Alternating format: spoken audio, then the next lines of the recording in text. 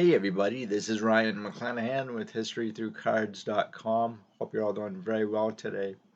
In this video, I'm going to tell you the amazing story and career of Sid Luckman. This is his 1948 Bowman rookie. He actually has another rookie as well. It's the 1948 Leaf number one. And actually, that's a pretty big distinction because he also has a 1949 Leaf, which is number 15, but it's the same image. I love that card too.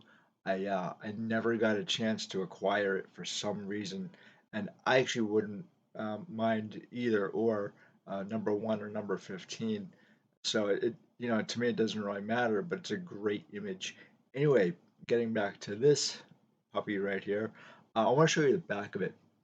It looks like this, and as you see that right down there, it says touchdown football. And I'm actually wondering how many of these went out to kids. I don't know anyone who's actually gotten one of these prizes or sent away for anything through Bowman. So that would be kind of interesting to know if there are collectors still alive from 1948. You know, again, you're dealing with like 70 years or plus 75 years, so it could be a tall order, but I think that would be kind of interesting. Have you guys ever heard of any stories of any collectors or dealers who actually sent away for any of the prizes in the back of these cards? Let me know. I'd love to hear about that. Anyway, so this is the first or second of two of his rookies. I actually like this card quite a bit. I do like the set too. It's, again, so it's black and white, but you know what?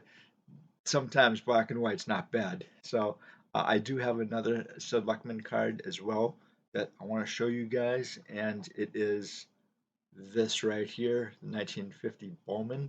This is actually his last year in the NFL, and obviously you guys probably have seen the backs of these, but they look something like this, and this is number 27.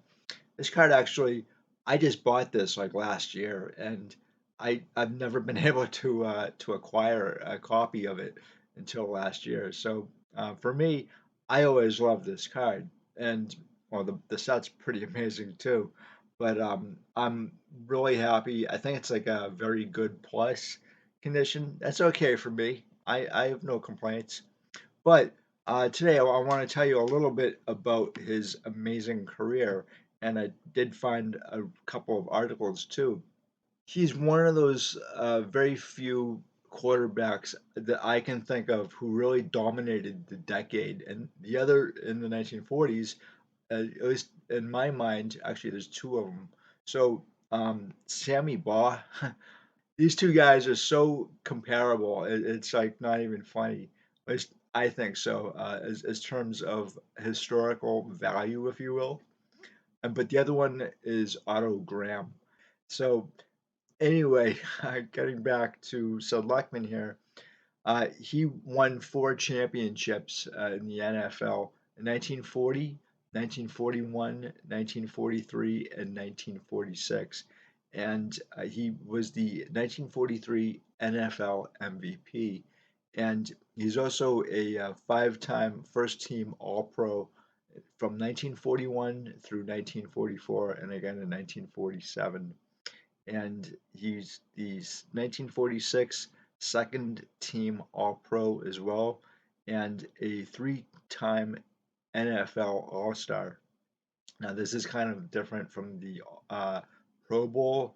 So, there was an All Star game played between 1939 and 1942, and these All Star games, they first actually started in 1939 with the championship Giants. So the Giants won the championship in '39, and they decided to have a All Star game play against the Giants, and it was actually a series of benefit games for the Salvation Army. And the Pro Bowl didn't start until 1951, from everything I've read.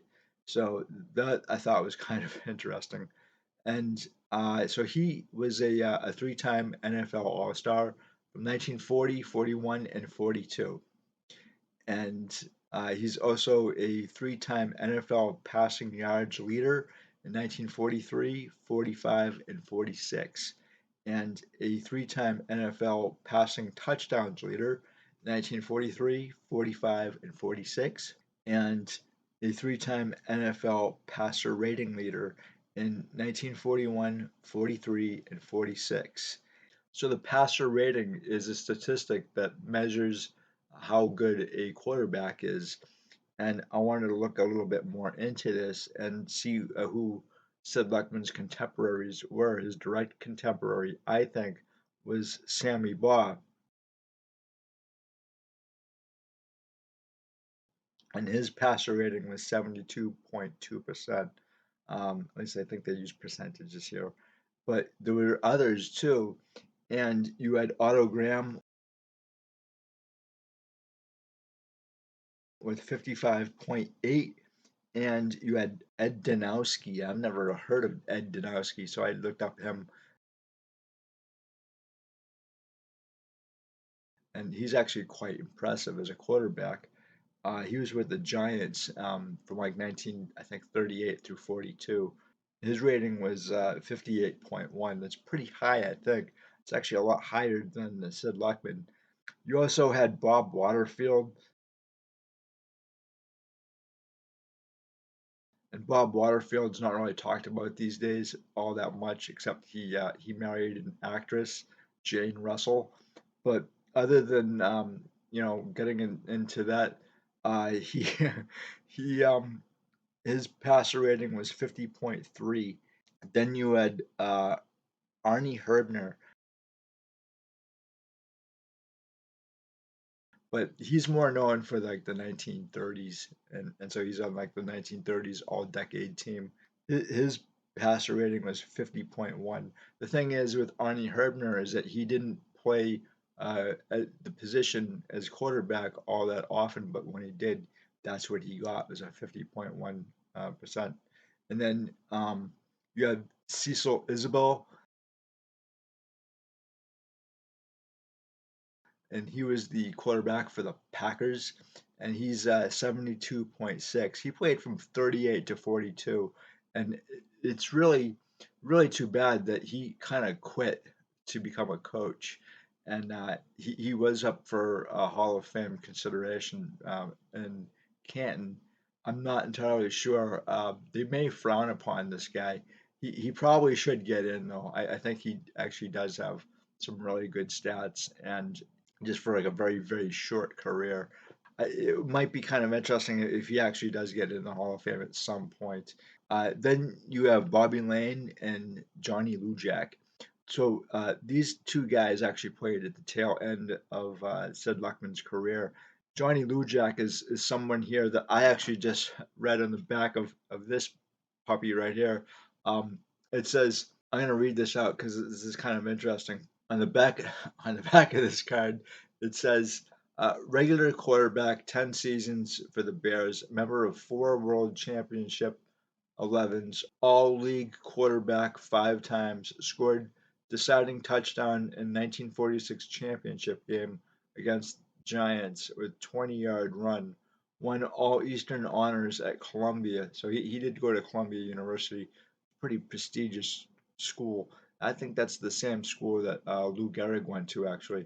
Um, and then it says, helped coach Johnny Lujack, George Ratterman, and Frank Tripucka at Notre Dame. That's pretty cool.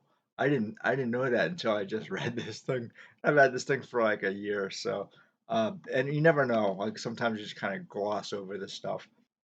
So I thought that was kind of cool with the QB rating. And then I obviously I had to check out Tom Brady's. His passer rating is 97.2. That's just disgusting, obviously.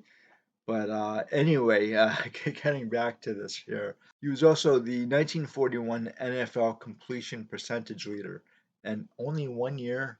And then he's also the NFL All-Decade Team of the 1940s, which that's kind of a given. And then his number 42 is retired. He's also the 100 greatest Bears of all time. And when he was in college, and he was the 1939 American Association champion at Columbia, again, in which he played uh, from 1936 to 1938.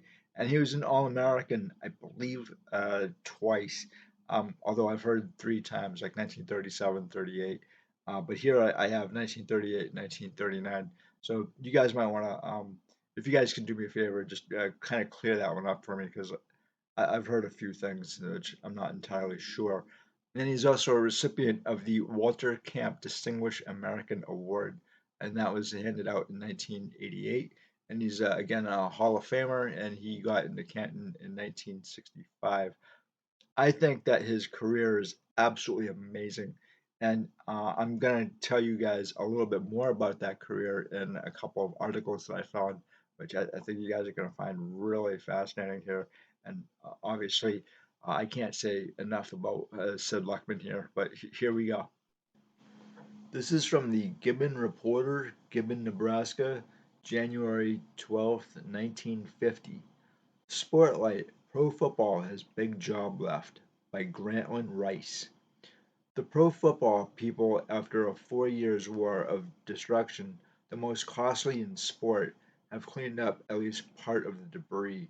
They have just as a big job left. At this sport, their complete future plans are still too vague to be judged.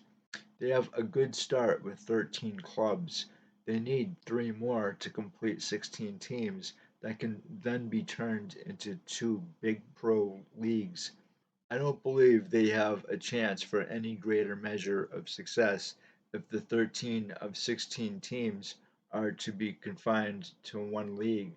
There should be two big leagues, entirely separate and distinct, with two league presidents and Bert Bell on hand as football commissioner. These two leagues must have the keen rivalry that now exists between the American and National Leagues in baseball. They must be separate organizations. One league with only 13 teams would produce around four moneymakers. The old National League in 25 years tried out 35 teams in different cities with this result: four winners and 31 stained heavily with red. The four winners financially were the Bears, Giants, Redskins, and Green Bay Packers. This was a smart move to keep both Los Angeles and San Francisco in the new setup. They happen to be much better football cities than New York, Philadelphia, Pittsburgh, or even Chicago. Their big crowds, even this last poor season, ran from 66,000 to 86,000, far beyond any New York, Chicago, or Philadelphia totals. Cleveland had a big drop from other years, but it's still capable of matching or leading the top drawer squads. In their search for three other teams, pro football directors can turn to Texas with, I'm sorry to laugh at that one. Let's try. let's try. Let's try that one again. Oh my God, Grantland, what were you thinking? In their search for three other teams, Pro Football Directors can turn to Texas with its frenzied football interests and stadiums capable of handling 75,000 people. Dallas and Houston are two big league cities worth inspecting. The 13 sets of owners left have had too much experience swimming in red seas not to have learned a useful lesson. Their experiences along the other lines must have been helpful. The big drop in football salaries will give them a breathing spell. Almost everyone likes to see the player get his share, but not take it all. Pro football is too fine a spectator's game not to have a bright future. It has one weakness: to make money a team must be a winner, a capable challenger. Collegiate football is different. Traditional contests draw well despite a team's record. In one old-time gathering, they were talking about the star pros of the game, looking back to Red Grange, the greatest crowd puller of them all. Bronco Nagurski was one of the featured headliners, a great football player. There were autogram and Frankie Albert. There was Jim Thorpe in the old days. The most effective combination that ever worked together was Sammy Baugh and Cliff Battles. They wrecked both the Bears and the Giants on successive Saturdays. The smartest football player I ever saw, Bob Zucke said, and this goes for college or pro, is Sid Luckman. Luckman is an amazing man. He is a fine football player with his hands and legs and body, but he is amazing with his head work. I believe Sid Luckman carries 500 plays in his head, far more than any team could ever carry into action. But he can reach in and find the right one when he needs it. Luckman is a master magician with that football brain. I'll tell you about Sid Luckman, he said. Don Hudson is the greatest pass catching end I ever saw. Sammy Baugh is certainly as great a passer and kicker as anyone would want to see. He is an all around star, but for value to my team, I would rather have had Luckman than Baugh and Hudson combined. I mean that. This may be overpraise, but it shows you the deep esteem in which Sid Luckman is held by all who know their football. Sid should have no trouble getting a good football coaching job on some team. Sammy Baugh is another who should finish his football career on the coaching side. It may be mentioned here that the big majority of the pro teams left are ably coached. Greasy Neal is one of the best football coaches I ever knew. So is George Halas. This is from the Chicago Tribune, July 6th, 1998. Bears Luckman Dies by Bill Jouse. Sid Luckman's generosity and quick thinking were things his former Bears teammates and family members recalled Sunday after the Hall of Fame quarterback died at 81. Luckman, the greatest quarterback in Bears history and a member of the Pro Football Hall of Fame, died at Aventura Hospital in North Miami Beach, Florida, of a heart attack, family members said. He had also been suffering from pneumonia. I personally knew Sid for 47 years, said former Bears receiver, assistant coach, and head coach Jim Dooley, and everything good that's come to me and my family was because of him. He was good to everyone. He donated religious paintings to St. Joseph's College in Indiana, where we used to train. Sid was a type of guy who actually tried to help everybody, said Chuck Mather, who coached with Luckman on George Halas's staff when the Bears won the NFL title in 1963. Once at an exhibition game in Milwaukee, our son George put his watch down to hit some golf balls. Mather said, "Somebody stole the watch." Sid saw George was so upset, so he bought him a new watch. He donated to many charities, said his daughter Ellen Gardner in Miami, where Luckman died, to colleges like Northwestern, to Mayo Clinic, to a foundation to train doctors. Luckman began his 12-year career with the Bears in 1939 and led them to 4 National Football League championships.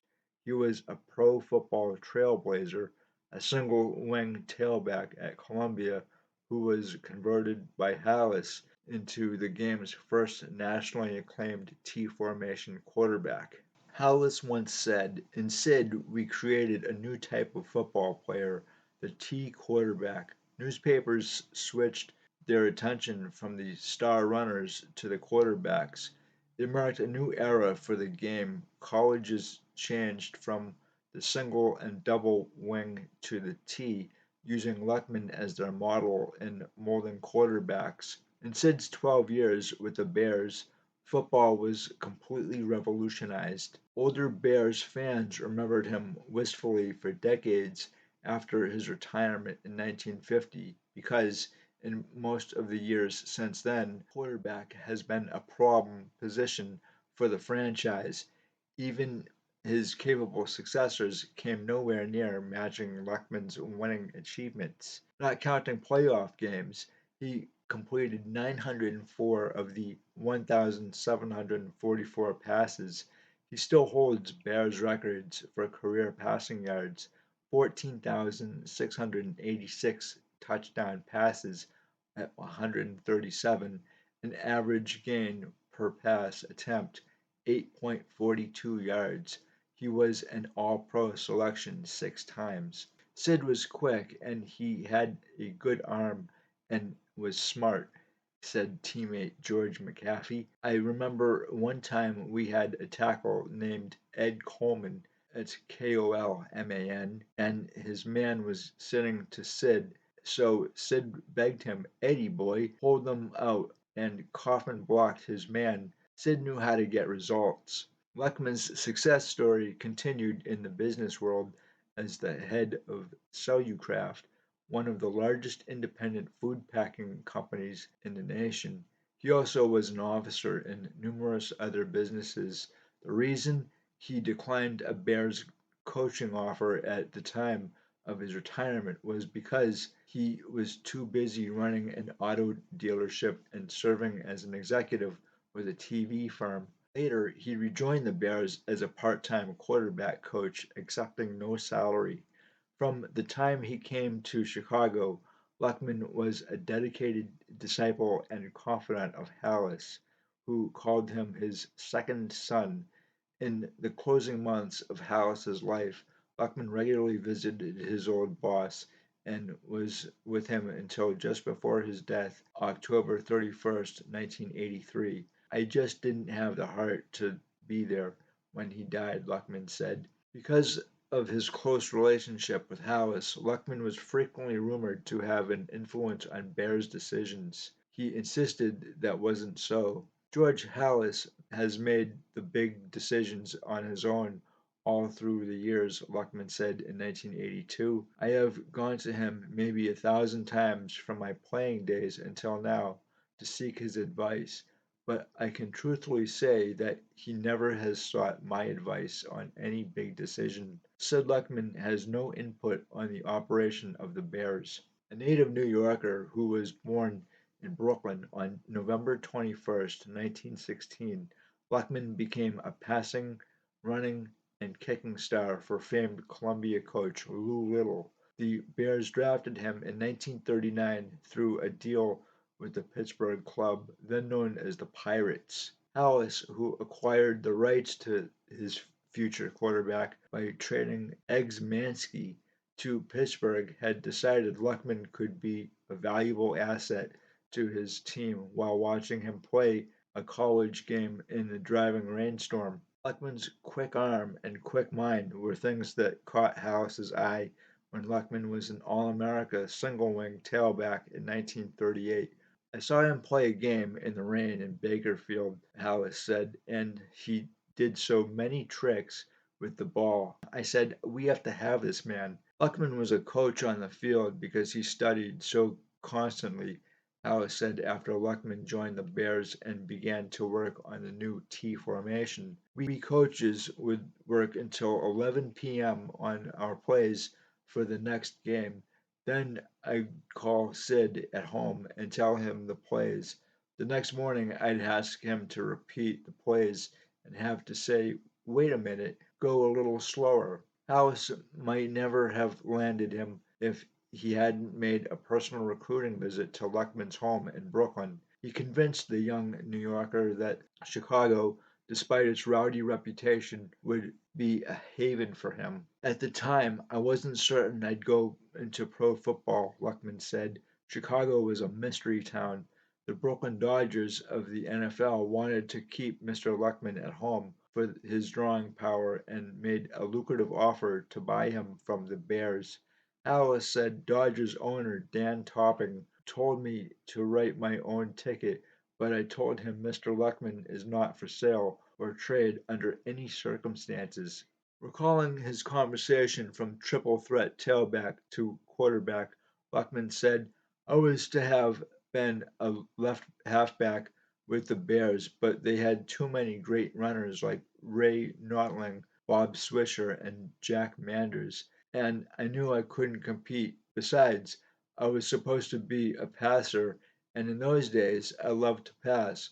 So I had a chat with Coach Halas, and he told me that while I was playing left half, to learn the quarterback plays. My wife used to help me learn them at home at night. Luckman quickly learned the intricacies of quarterbacking from the Bears staff through his first reaction to the quick hitting T formation plays was one of concern. I didn't see how our halfbacks could avoid getting killed. The way they come busting in for the ball, he said. Assistant coach Luke Jonos, alluding to the Bears' awesome backfield depth in those days, replied, Sid, as fast as each halfback is murdered, we'll send another one out there in the field. Luckman became a Bears regular in 1940 and created the style and set the standards for modern quarterbacks with his brilliance as a passer, ball handler, and field general. Dooley, who joined the Bears as a player in 1952, recalled that before the 73 to nothing Bears title victory over Washington in 1940, then about 85% of schools turned to it. Sid went to Red Blake at Army and Frank Leahy at Notre Dame and helped them install the T. After only one season as Irish coach, Leahy junked the school's famed box formation in favor of the T in 1942 after watching Luckman and the Bears dominate the NFL with it the previous year. At the time, I knew nothing about the T, Leahy said, but I made arrangements to talk to Sid Luckman in New York. Sid didn't know me, and I didn't know him. To Sid, I was merely a Notre Dame coach who has asked for help. We wrote down all Sid had to say. Next, we took footballs and had him demonstrate. First, I was the quarterback and Sid was the center. He showed us the automatic exchange. Then, as I acted as the center and Joe McGardell, my number one assistant, was the quarterback, while Luckman criticized our maneuvers. We copied the Bears' offense kit and caboodle. We studied their blocking. We numbered our backs and our holes in the line in the same way. That way, when I later telephoned Luckman for advice, he knew exactly what we were talking about. That spring, I had Luckman come to Notre Dame to coach the T in practice. Afterwards, he told me it was one of the greatest thrills in football, a Jewish quarterback from Columbia being invited to teach football at America's leading Catholic university. During his playing days, Luckman served as a special QB tutor in spring practice at several other colleges, including Stanford, Columbia, and Pittsburgh. As the NFL's most valuable player in 1943, Mr. Luckman set league records for most touchdown passes in a game, 7 against the New York Giants, and in a season, 28. He was the Bears' leading passer 9 years in a row, including 1944 when he missed several games while serving in the Merchant Marine and played others while on leave. His 19 consecutive games with at least one scoring pass is another club record. He directed the Bears to 4 straight Western Conference titles, 1940 through 1943, and to league championships in 1940, 41, 43, and 46. In the 1943 title game, Luckman threw for 276 yards and a record 5 touchdowns, ran 8 times for 64 yards and intercepted 2 passes. Oh, yes, he also played defensive back as the Bears routed Washington 41 to 21.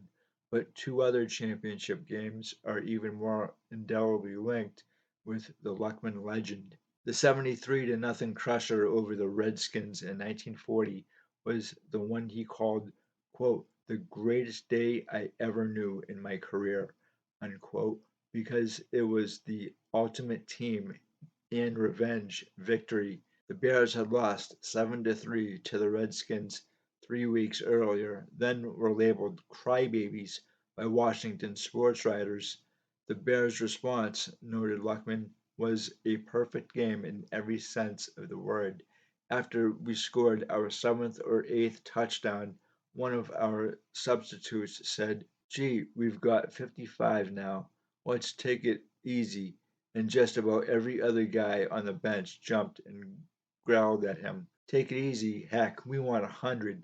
Then there was Luckman's famous Bingo Keep It play in the 1946 title showdown against the New York Giants. The game began under a cloud of suspicion because two Giants, quarterback Frankie Flitchlock and reserve fullback Merle Hapes, had admitted only hours before the kickoff that they had been offered bribes to go into the tank.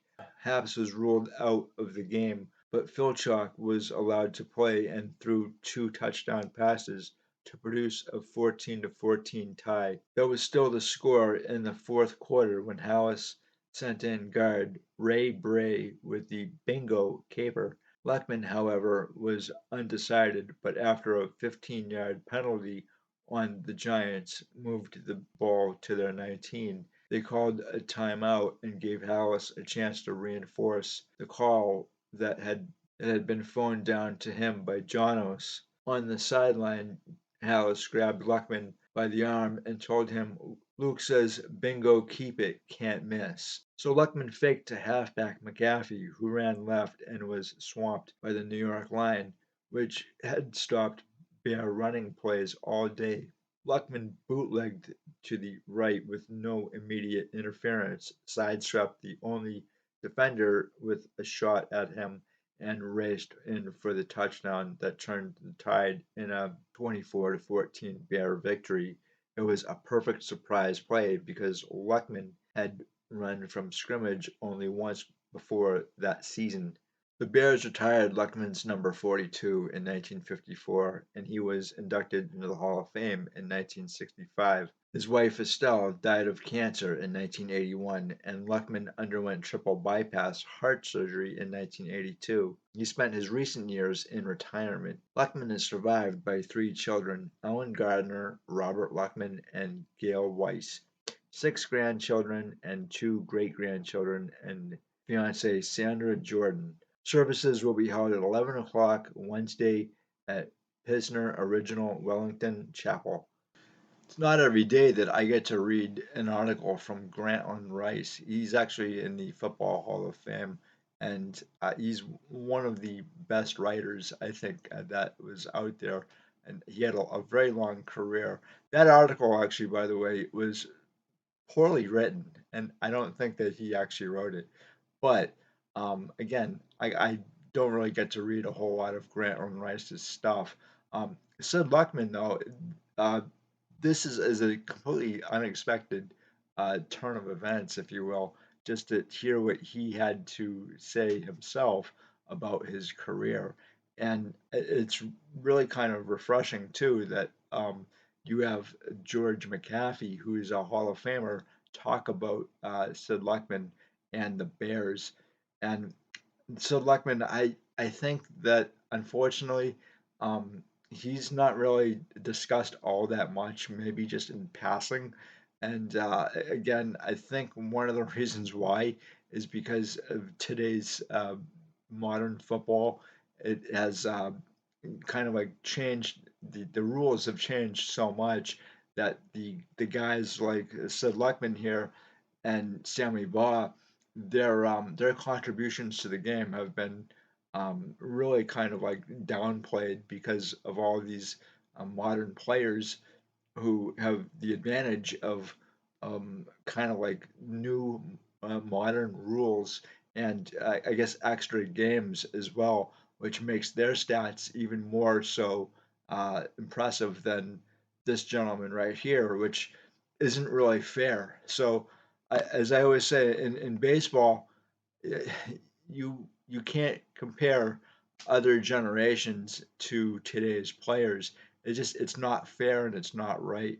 And I think in a lot of ways it's keeping players out of the Hall of Fame who played during either Sammy Baugh's time or Sid Luckman's time or any other time prior to say 1980. I'm just saying 1980, but it could have been 1970. My point is that with all the rules changes, it's making it more difficult for vintage players, if you will, to get in the Hall of Fame, and that's kind of like what we're seeing today, in fact. And there's also a huge backlog of players from the past who haven't gotten into the Hall of Fame either and should, and that's kind of a bone of contention for me, and I think other people as well. I would have loved actually to have seen the 1940 championship game. I had said previously that I would have really wanted to see like the Cardinals versus the Eagles in like 1948 or 49, but then I was reminded that those were ice bowls, so no, thank you. So I would have, I would have loved to have seen either Sammy Baugh or Sid Luckman play against each other, and Boz is a kind of like a football hero of mine, and same with Sid Luckman here too. And these guys really, they're really impressive to me. They always were, and it's one of the reasons why when I was a kid that I deliberately went after Sid Luckman's cards, and I've had these things forever. So.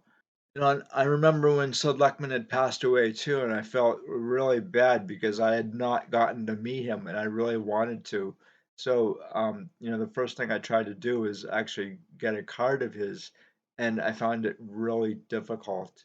I found it easier to get a hold of Sammy Baugh's cards, but Sid Luckman really kind of eluded me for a very, very long time. Now, when it comes to his cards, he has, I believe, about 7 cards during his career, and obviously I showed you 2 of them. The easiest ones I think you might be able to get your hands on. Again, his rookie, the 1948 Bowman. This I don't think is a particularly difficult card. I do come across this card quite often. It shows. Um, Again, trying to find decent copies of 1948 Bowmans maybe a little bit difficult. They're maybe a little tough. These cards, again, they're approaching 80 years old, and they do have some issues going on, and I think it's the card stock. To tell you the truth, the stock of the card. Well, for the most part, I think you can get some clean copies. This one again, I'll show you the back of it. It is pretty clean. It's not like a 1939 or 1940 play ball where the stock is really really bad.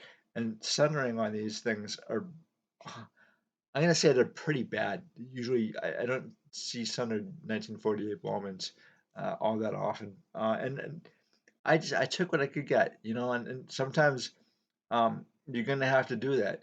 If you want the card, if you want the player, you're gonna have to kind of like get what's available, and then maybe be able to upgrade at some other point in time.